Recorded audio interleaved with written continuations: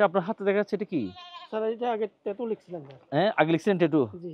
আচ্ছা। আমার নাম স্যার সুমন ত্রিপুরা আচ্ছা। SUM।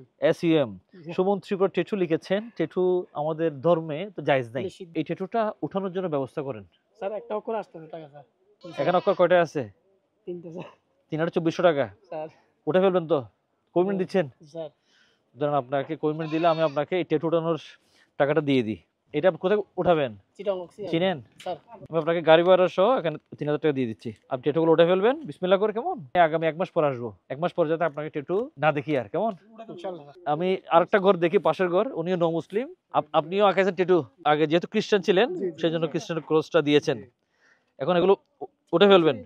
আপনাকে ৩,০০০ টাকা দিচ্ছি আমি, কেমন? ২ সপ্তাহের মধ্যে ট্যাটু গুলা উঠে ফেলবেন। আমি তো ২টা ঘরের মধ্যে ছাগল দিতে এসে দেখি ওনাদের হাতে ট্যাটু।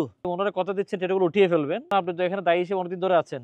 এরকম ট্যাটু কজনের কাছে আছে? 250 পরিবার আছে লামাকুল আরিকুদমে। হ্যাঁ, প্রায় সবারই ট্যাটু আছে। ট্যাটু আছে। প্রত্যেককে এরকম আর টাকা না দিয়ে মাথায় আসছে ট্যাটু উঠানোর একটা ক্যাম্পেইন আমরা এখানে একটা করি। আমরা মেডিকেল ক্যাম্প করি, অনেক কিছু করি। এখন হবে ট্যাটু উঠানোর ক্যাম্পেইন। আপনারা আপনাদের পরিচিত ট্যাটুর কারিগরদেরকে একটু মেনশন করে দেন ভিডিওতে। ট্যাটু উঠানোর কোনো ভাই থাকলে যিনি কম মূল্যে বা ইসলামের নিয়তে আমাদেরকে সেবাটা দিবেন, ওনারা আমাদের সাথে কাইন্ডলি যোগাযোগ করবেন। বাকি কাজটুকু আমরা অ্যারেঞ্জমেন্ট করব। সকল ভাইরা ওনারা আগ্রহী, ট্যাটু উঠে ফেলতে আগ্রহী তো? আমরা ক্যাম্পটা আয়োজন করি। ক্যাম্প যদি আয়োজন করলে তাহলে আপনাকে কষ্ট করে এখান থেকে চিটাগাং আসা যাওয়ার করতে হবে না।